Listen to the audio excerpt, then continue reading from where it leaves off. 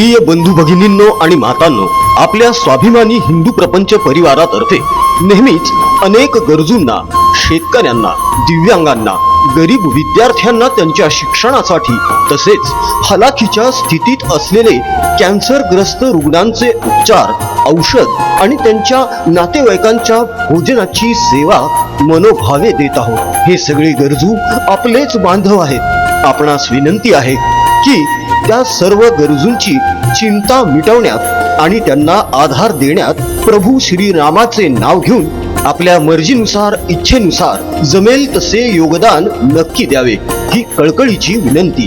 Video बघत असलेल्या प्रत्येकाला महाप्रपंचतर्फे तेजस तुंगारचा सप्रेम जय शिवराय, सप्रेम जय श्रीराम.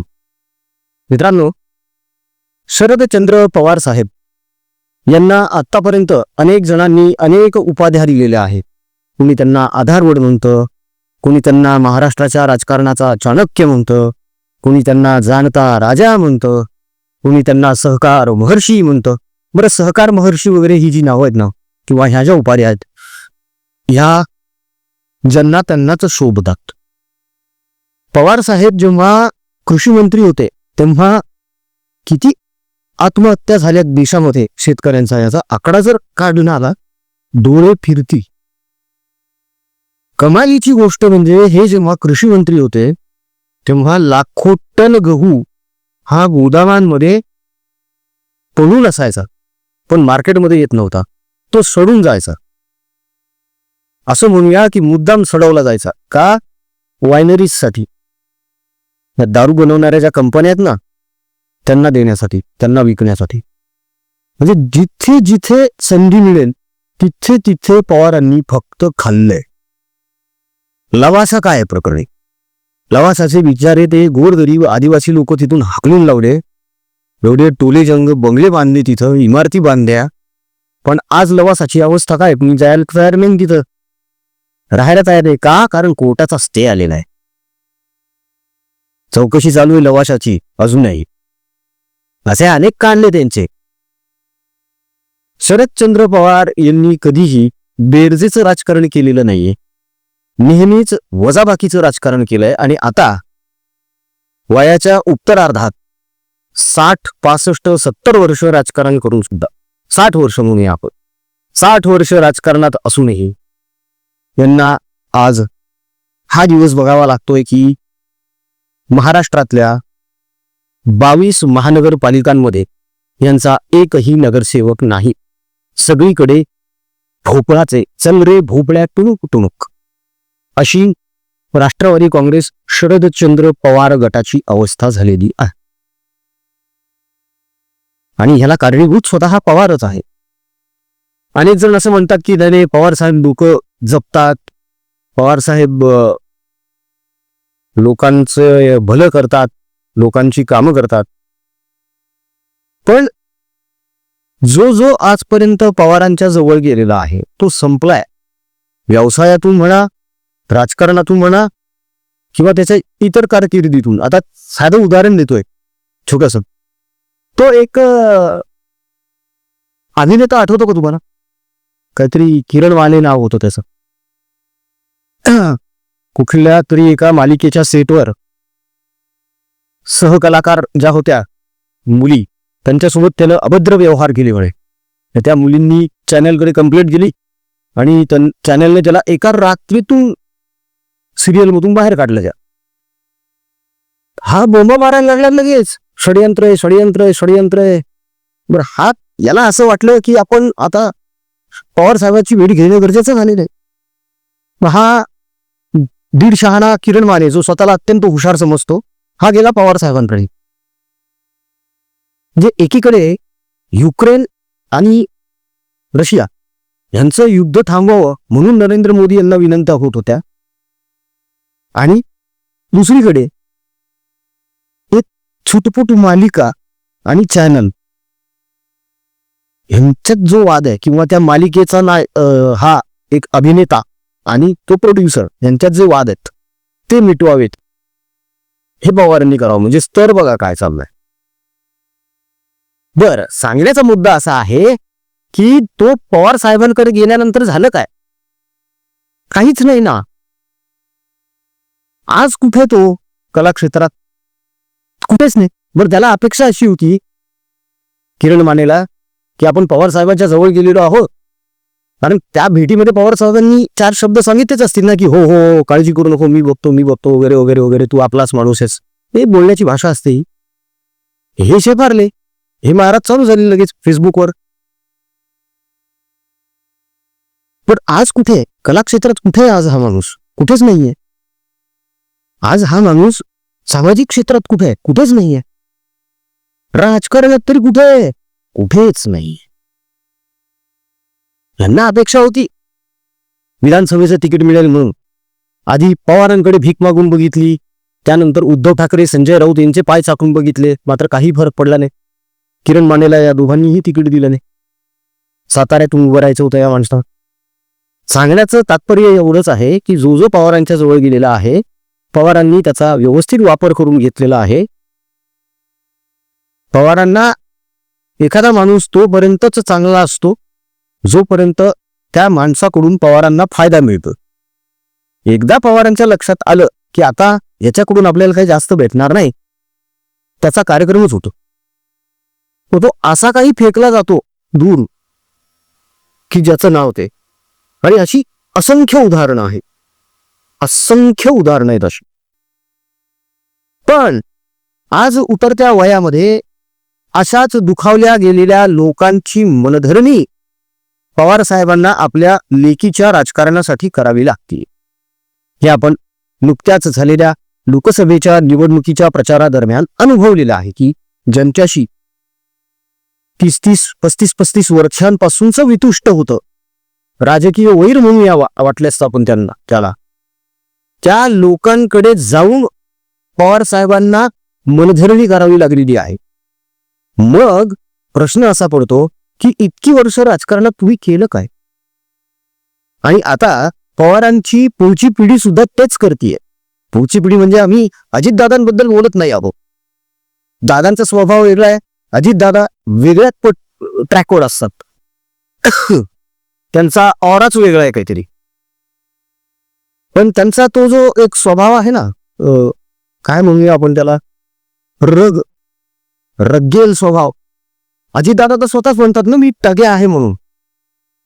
आणि हीच टगेगिरी नडली ना, पिंपरी चिंचवड असो का पुणे असो, इथं महानगरपालिकेच्या निवडणुकीमध्ये हीच टगेगिरी अंगलट आलेली आहे दादांच्या. आणि हे जाणवलेलं आहे त्यांना. त्याच्यामुळे आता प्रत्येकाशी बोलताना शालीनता आणि विनम्रता वापरतात. त्याच्या पुढची पिढी म्हणजे रोहित पवार. आता या रोहित पवार यांना डोहाळे लागले. ज्याप्रमाणे आपल्या आजोबांनी अनेक संस्था गिळल्या ज्या दुसऱ्याच्या आहेत, अनेक संस्था ढापल्या, स्वतःच्या नावावर करून घेतल्या, आपणही तसंच करूया. ज्याप्रमाणे अनेक महत्वाच्या समित्यांवर अध्यक्षपद भूषवलं, तसं आपणही करूया. आणि म्हणून महाराष्ट्र क्रिकेट असोसिएशनच्या निवडणुकीच्या मध्ये रोहित पवार यांनी आपलं पॅनल उभं केलं. ठीक आहे, इथपर्यंत ओके आहे सगळं.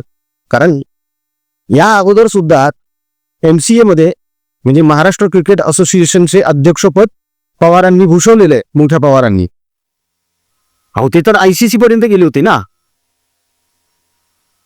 रिकी पॉन्टिंगचा आणि पवारांचा किस्सा आठवतोय ना, तो वर्ल्ड कपचा 2003 ची गोष्ट आहे ही. तर यांनी स्वतःचं पॅनल उभं केलं, कोणी, रोहित पवारांनी.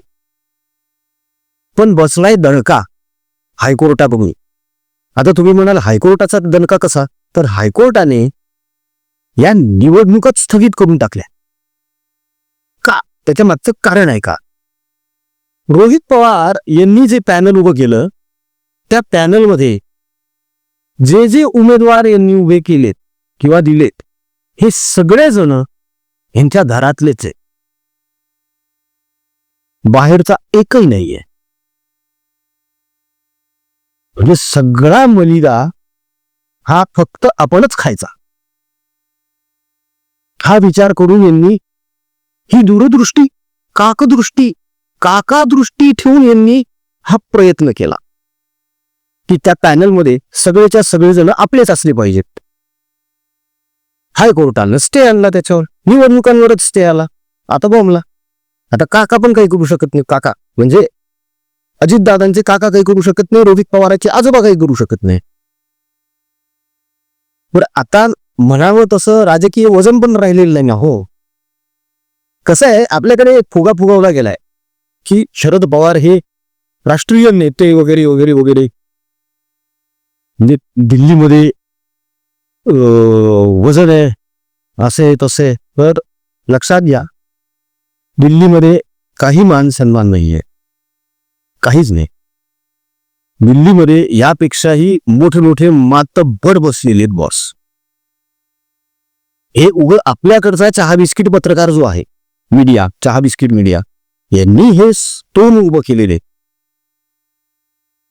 की पवार साहेब राष्ट्रीय नेते, राष्ट्रीय नेते. अरे राष्ट्रीय नेते आहे तर मग महाराष्ट्राबाहेर यांचे किती सीट्स आहेत लोकसभेत? चला लोकसभा सोडा, विधानसभेमध्ये किती सीट आहे त्यांचे महाराष्ट्राबाहेर? राष्ट्रीय नेते म्हणताला तुम्ही. रयत शिक्षण संस्था ढापली कर्मवीर भाऊराव पाटलांची. यांची मॉडस ऑपरेंडी फार खतरनाक होती त्या काळी. काहीतरी करून कसं तरी करून त्या संस्थेमध्ये कुठल्या तरी पदावर शिरकाव करायचा, त्याच्यानंतर अध्यक्षपद स्वतःकडे घ्यायचं आणि त्या संस्थेचं संविधानच बदलून टाकायचं की आता कायमस्वरूपी अध्यक्ष हाच माणूस असणार म्हणून. जाती संस्था नावावर. साखर कारखान्यांच्या बाबतीत तेच केलेले, पतसंस्थांच्या बाबतीत तेच केलेले, अनेक सहकारी संस्थांच्या बाबतीत तसंच केलेले यांनी.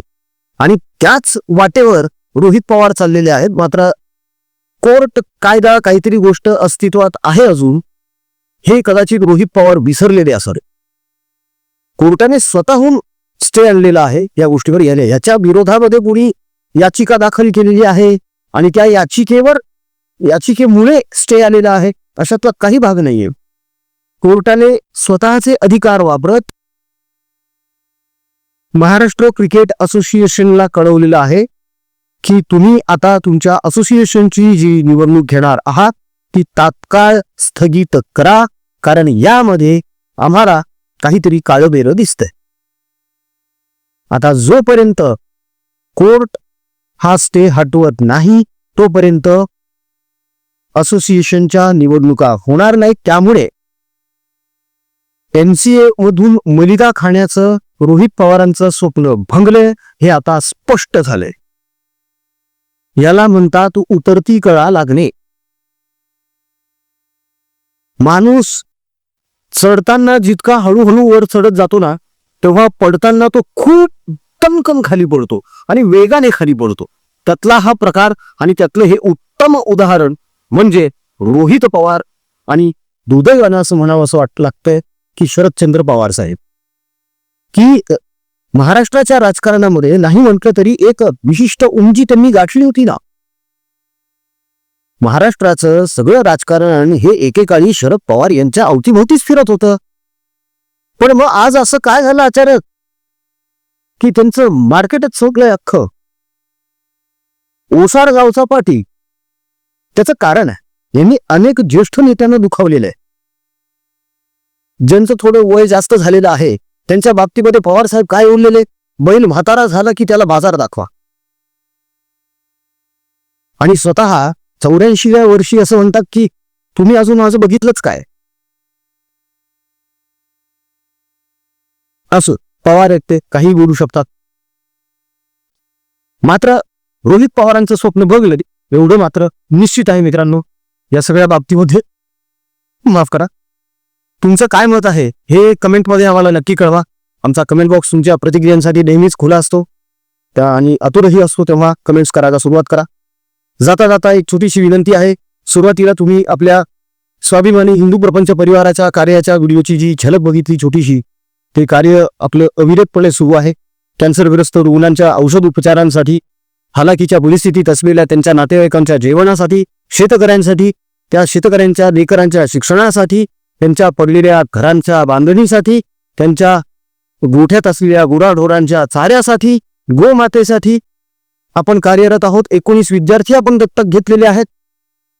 आता सुद्धा आपल्याकडे अनेक जण अनेक प्रकारच्या मागण्या करत आहेत, मदत मागत आहेत आणि आपण कुठलीही मनामध्ये अडी न ठेवता जसं जमेल तसं सगळ्यांना मदत करत आहोत. तेव्हा या सत्कर्मामध्ये तुम्ही सुद्धा तुमचा सहभाग नोंदवावा अशी एक अपेक्षा आहे. कारण चांगलं केल्यानं चांगलंच घडत असतं आयुष्यामध्ये. त्यामुळे सकारात्मक राहून या उपक्रमांमध्ये सहभागी होऊन आम्हाला सहकार्य करा ही विनंती. तुमच्या इच्छेनुसार मर्जीनुसार तुम्हाला जे योगदान सहकार्य निधी द्यावा वाटतोय तो दिला गेलेल्या जीपे फोनपे क्रमांकावर अवश्य द्या. ट्रान्झॅक्शन झाल्यावर त्याचा स्क्रीनशॉट काढून व्हॉट्सअपवर टाका, म्हणजे त्याची रीतसर पावती आम्हाला तुम्हाला देता येईल मित्रांनो. बाकी अजून काय बोलावं, वारंवार असे व्हिडिओमधून आवाहन यासाठी करावं लागतं. त्याचं कारण असं आहे की उपक्रम मोठे आहे आणि अनेक वेळा निधी कमी पडतो आणि मग ते जे आस लावून बसलेले लोक आहेत ना त्यांचे चेहरे बघवत नाही. आपल्याला किराणा सामानाचं किट्सचं परत एकदा वाटप करायचं आहे. तेव्हा प्लीज श्रीरामाचं नाव घेऊन मन मोठं करून परिवारामध्ये सामील व्हा आणि योगदान द्या ही विनंती. आत्ता इथेच थांबतो. पुन्हा भेटूया पुढच्या व्हिडिओमध्ये. जय हिंद, जय महाराष्ट्र, वंदे मातरम, जय शिवराय, जय शंभूराजे, जय भवानी, जय जगदंब, भारत माता की जय. जय श्रीराम.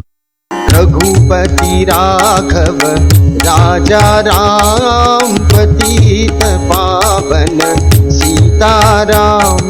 रघुपति राघव राजा राम, पतित पावन सीताराम. रघुपति राघव राजा राम, पतित पावन सीताराम. सुंदर विग्रह मेघ श्याम, गंगा तुलसी शालिग्राम. सुंदर विग्रह मेघ श्याम, गंगा तुलसी शालिग्राम.